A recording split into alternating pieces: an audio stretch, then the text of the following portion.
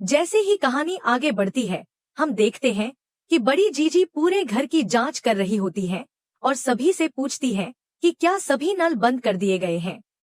एक सदस्य जवाब देता है, हाँ, सारे नल बंद कर दिए हैं, मगर टेबल पर रखा एक जग जिसमें थोड़ा पानी होता है, अचानक उसकी सतह पर हलचल शुरू हो जाती है। देखते ही देखते उस जग से एक भयानक काले भूरे रंग का पंजा बाहर निकलने लगता है।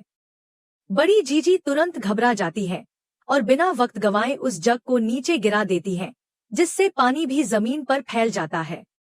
यह दृश्य पूरे माहौल को और भी डरावना बना देता है। गौरी इस पूरी घटना को देखकर चिंतित हो जाती है और कहती है, यह मकरासुर केवल खड़े हुए पानी या बहते हुए पानी से ही बाहर आ सकता है। उसकी बात से सभी डर जाते हैं, क्योंकि घर में अभी भी कुछ जगहों पर पानी जमा है। इसी बीच रश्मि, जो बहुत घबराई हुई दिख रही होती है, आती है और कहती है, मुझे बहुत डर लग रहा था, इसलिए मैं नहा कर आ गई। उसकी बात सुनकर सभी चौंक जाते हैं और तुरंत उस बाथरूम की ओर दौड़ते हैं जहां रश्मि ने नहाया था। जैसे ही वे बाथरूम में पहुंचते हैं, देखते हैं कि पानी अब भी हिल रहा है और उसके भीतर से अजीब सी आवाजें आ रही हैं। उसी क्षण एक डरावनी गूंजती हुई आवाज आती है, मकरासुर की। सभी को अब यकीन हो जाता है कि मकरासुर इस बार बाथरूम के पानी के रास्ते से आया है। कुछ ही पलों में दरवाजा खुद से खुलता है और मकरासुर पूरी भयंकरता के साथ बाहर निकल आता है। उसे देखकर सभी चीख पड़ते हैं और जान बचाने के लिए इधर उधर भागने लगते हैं। मकरासुर सभी के पीछे भागता है और बार बार एक ही बात चिल्ला रहा होता है, मेरा खजाना, मेरा खजाना। उसकी आवाज पूरे घर को कंपा देती है। सभी लोग भागते हुए हॉल की तरफ पहुंचते हैं, मगर दौड़ते हुए बड़ी जीजी एक कालीन में उलझकर नीचे गिर जाती है। मकरासुर अब उनके बेहद करीब पहुंच चुका होता है और उन्हें मारने ही वाला होता है कि तभी गौरी सामने आकर चिल्लाती है, मकरासुर, तुम्हारा खजाना मेरे पास है। उसकी बात सुनकर मकरासुर बड़ी जीजी को छोड़कर गौरी की तरफ मुड़ जाता है। गौरी मन कलश को हाथ में लिए हुए ऊपर की ओर दौड़ पड़ती है। वह दावंश यानी विहान के कमरे की ओर भागती है। इधर मोहना मुस्कुरा रही होती है और कहती है, अब सिर्फ हमारा ही राज चलेगा। वह हाथ में एक अस्त्र उठाती है और कहती है, यह अग्नि अस्त्र है, इससे ही मकरासुर को मारा जा सकता है। इस बीच गौरी तेजी से भागती हुई विहान के कमरे में घुस जाती है, जहां दावंश बैठा किताब पढ़ रहा होता है। गौरी बिना समय गंवाए उसकी किताब छीनकर दूर फेंक देती है और लगभग रोते हुए कहती है, मैं तुम्हारे सामने हाथ जोड़ती हूँ, हमारी मदद करो। मकरासुर हमें मार डालेगा। दावंश सख्ती से जवाब देता है, तुमने ही चोरी की थी, तो अब खुद ही भुगतो। इस पर गौरी चालाकी से कहती है, अगर मैंने चोरी की है, तो क्या उसे ये पता चलेगा? मैं कह दूंगी तुमने चोरी की थी, तब वो सिर्फ तुमसे ही लड़ेगा और तुमसे ही मन कलश मांगेगा। यह सुनकर दावंश थोड़ा असहज होता है और तभी हर्ष आगे आकर कहता है, प्लीज हमारी मदद करो और बता दो कि मन कलश कैसे खुलेगा। गौरी चुप रहती है, पर तभी जोसिया बोल पड़ती है, अगर तुम नहीं बताओगी तो इसका मतलब है कि तुम हर्ष की जान खतरे में डालना चाहती हो। वह भी इसी परिवार से है और अगर मकरासुर सबको मारेगा तो उसे भी नहीं छोड़ेगा। गौरी कुछ कहे बिना ही विहान के कमरे की ओर बढ़ती है और वहां के सारे नल खोलने लगती है। वह गुस्से में कहती है, जब मैं मरूंगी तो तुम्हें लेकर मरूंगी। नलों से पानी बहने लगता है और इसी दौरान शावर भी चल पड़ता है।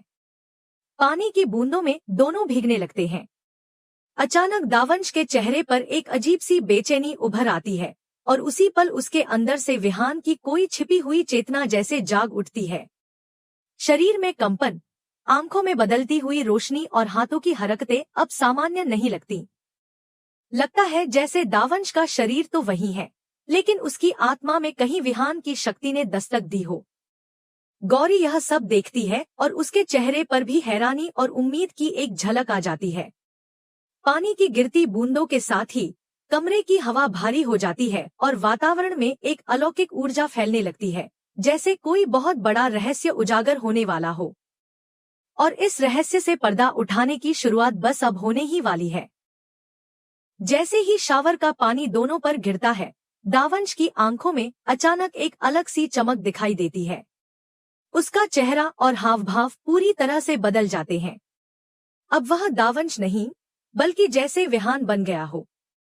वह गौरी को देखकर उस तरह व्यवहार करने लगता है जैसे विहान किया करता था, संवेदनशील, स्नेही और सजग।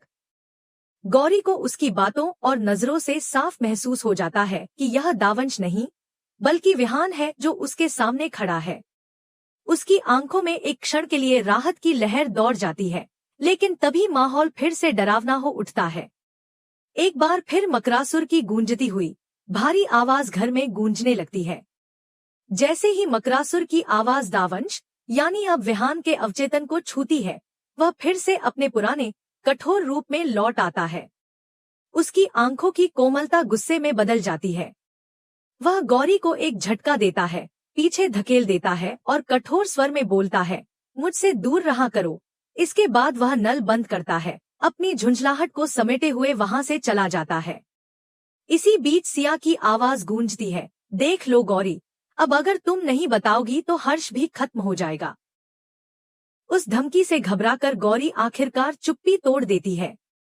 वह धीरे से बताती है कि मन कलश को खोलने के लिए किसी को उसे हाथ में लेकर साफ साफ कहना होगा, आई एक्सेप्ट, यानी मैं तुम्हें स्वीकार करता हूँ। हर्ष यह बात तुरंत समझ जाता है और दौड़कर गौरी को बताता है। गौरी अपने मन में निश्चय करती है कि वह चाहे जो भी हो, दावंश से ये शब्द बुलवाकर ही रहेगी। उधर मोहना अग्नि अस्त्र को हाथ में लेकर बेहद प्रसन्न होती है। वह सोचती है कि अब सिर्फ उसका ही राज होगा। वह मन में कहती है, अब समय आ गया है विश्वा को खत्म करने का। मोहना की आंखों में अजीब सी विजय की चमक होती है और वह इस अग्नि अस्त्र को लेकर गौरी को खत्म करने की योजना बनाने लगती है। उधर जहां हर्ष और सिया मौजूद होते हैं, वहां कुछ अजीब और अलौकिक शक्तियां घूमती नजर आती हैं। तभी गौरी उनके पास पहुंचती है और कहती है, इस मन कलश को हाथ में लीजिए और बोलिए, मैं तुम्हें स्वीकार करता हूँ। बस यही कहिए, शायद इससे सारी समस्याएं सुलझ जाएं। इसी बीच बिना किसी को चेतावनी दिए मकरासुर घर में दाखिल हो जाता है और सीधे उनके कमरे में घुस आता है। वह गुस्से में चिल्लाता है, तुम लोगों की वजह से मेरे कमरे का दरवाजा टूट गया। लाओ, मैं बोल देता हूँ, आई एक्सेप्ट।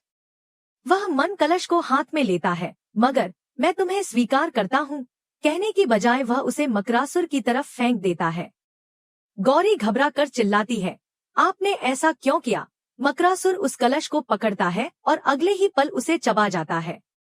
लेकिन वह अचानक रुक जाता है और गरज कर बोलता है, यह नकली था, इसका असली दो। अब गौरी घबरा कर कहती है, मुझे नहीं पता, आपने धोखा किया है, अब वह आपके पीछे ही पड़ेगा।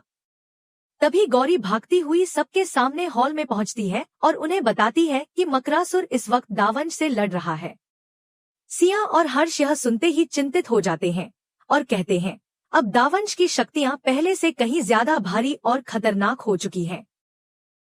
इसी दौरान एटी बेहद घबराकर जोर से चिल्लाती है और हर्ष को एक जादुई पिंजरे में बंद कर देती है।